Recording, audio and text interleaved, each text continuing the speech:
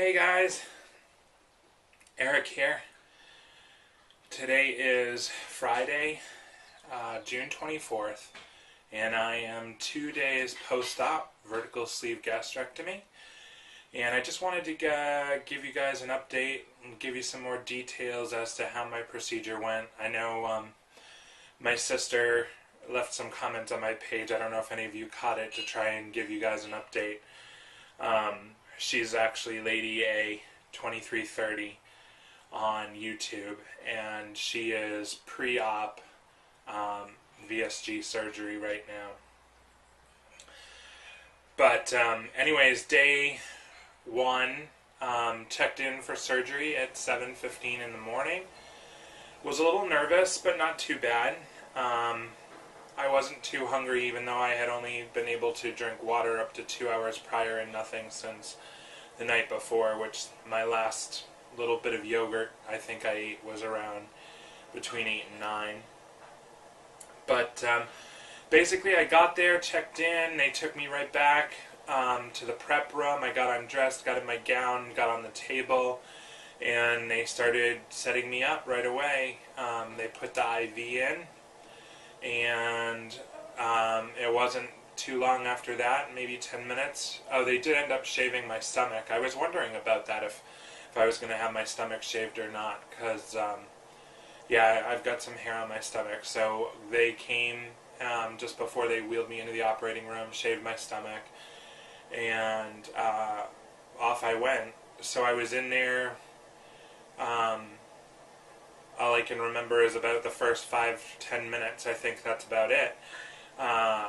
They switched me from one table to the other and put me on the operating room table, and at that point they put a huge mask over my face and told me to take some deep breaths, and that was the last thing I remember.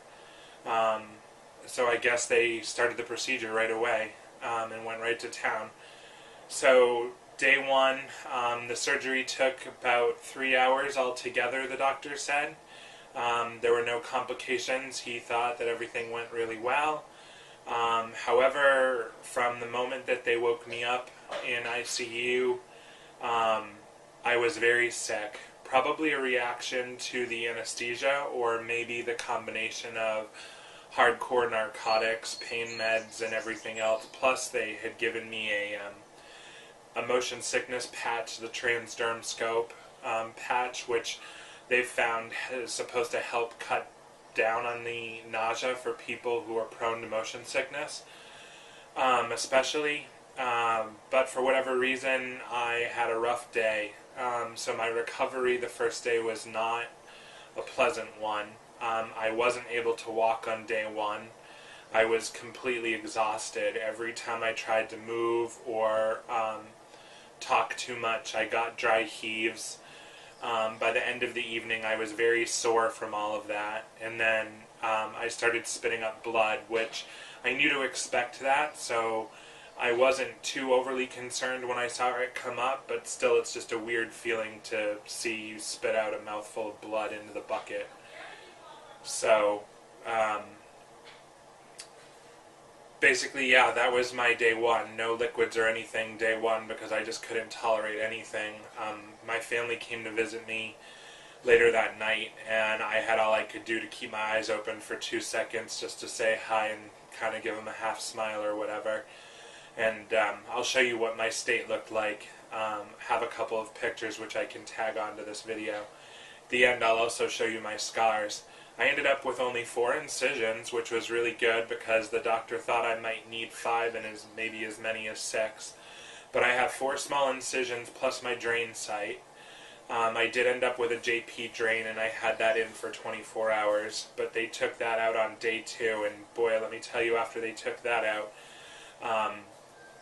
I started to feel even better. Because again, it's a foreign object in your body, so your body's trying to reject it. So I'm sure there was like all kinds of extra swelling and gases building up around it and everything else. And all I can tell you is that everybody's drain is different. Mine was pretty good size. I mean, I could feel it coming from the right side, and when they pulled it out, I could feel it go all the way across. It wasn't like excruciating pain or anything to have it removed, um, but it's a very weird sensation, and it does take your breath away. I will admit that. I'm pretty pain tolerant. As a matter of fact, I only used my pain pump 2 times. Um, the night that I was dry heaving and spitting up the blood, only because my stomach and my abdominal region was just so sore from all of the involuntary muscle spasms that retching caused. So just that alone made me really, really sore, and so I hit the pump a couple of times and gave myself some morphine just because I wanted to just have as good a night sleep as I possibly could. It seemed to do the trick. I slept pretty good. I mean, you sleep as good as you can. I mean, obviously you're in a hospital bed and you've got staff checking on you, all through the night. I was getting heparin injections and medicine for pain every 8 hours. And they had the boots on my legs, the massaging boots to prevent the blood clots and everything. So, I mean, all in all, considering what I had done, I'd say that the procedure went very well. The next morning was still a little bit rough, and I had to go down for my barium swallow, so they wheeled me down for that. And it turns out that they didn't have me drink barium, and I can't remember what it was that they said that the cocktail was that they used for the x-rays this time, but it was something different, and I didn't have a problem with the barium. But this stuff that they gave me was very, very, had like a strong aftertaste, and it was very bitter. It was very hard to keep down. Plus, it was the first thing that I had even swallowed since I had had my whole day of retching. So that was not too fun, but let me tell you, I went back to my room and I sat in bed and kind of regained my composure and my strength a little bit for about 10 minutes or so, maybe 15.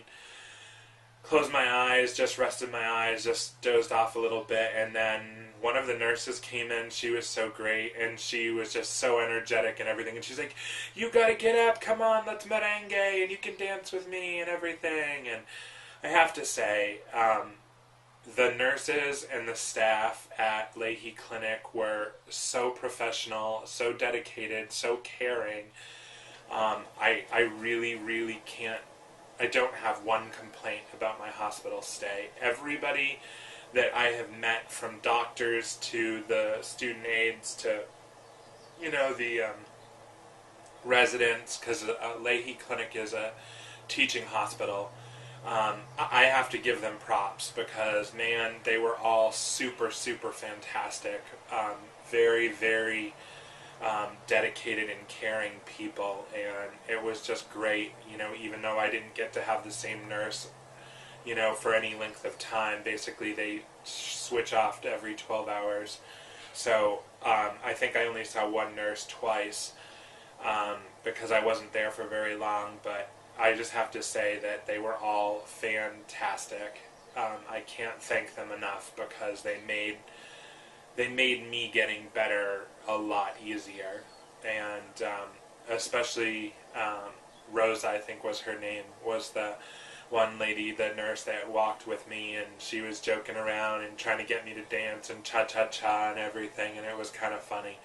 Even though, I wanted to, the back of my mind, just strangle her because I was not in the mood for doing any kind of dancing.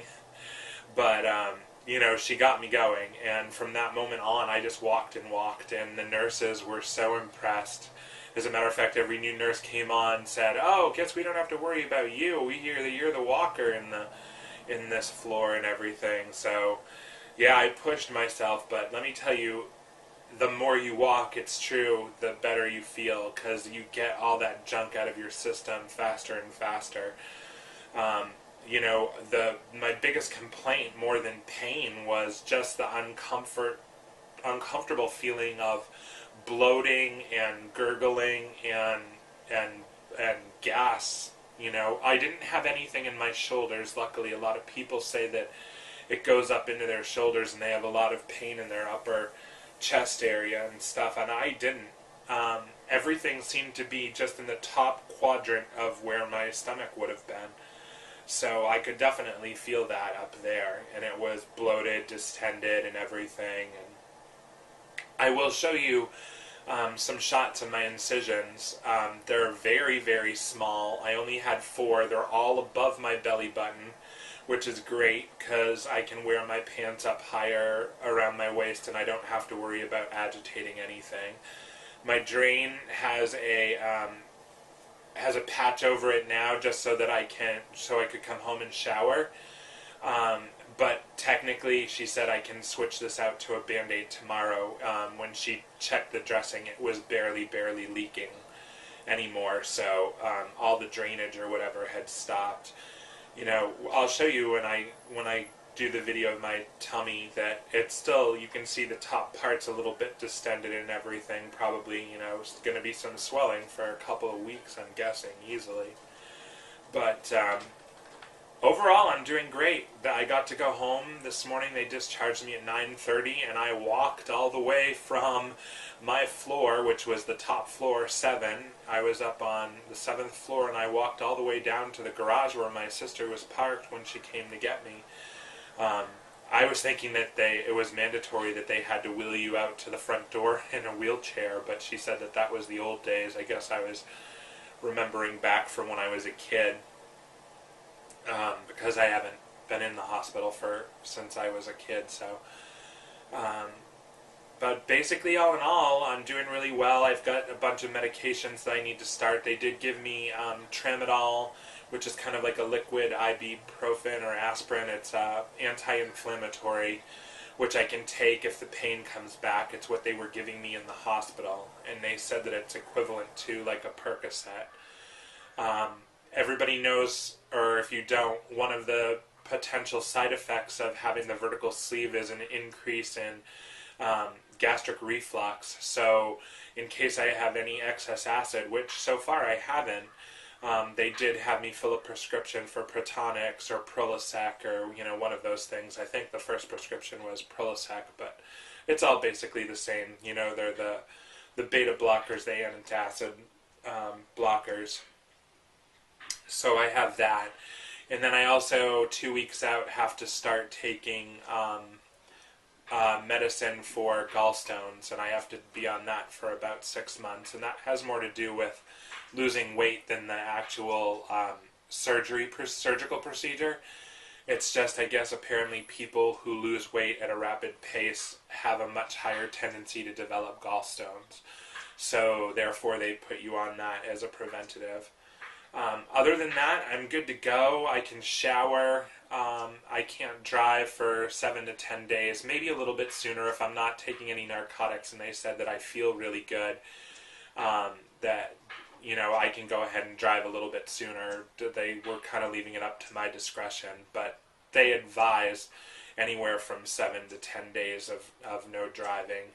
And then, of course, your restrictions on lifting and everything, and basically the nurse told me, she said, you know, if it weighs more than a milk jug, then don't even bother trying to pick it up. And, you know, don't be pushing the lawnmower or, you know, anything like that. So, if a good excuse to be lazy for the next few weeks, which, you know, I'm going to take advantage of that. I am. I will work the system.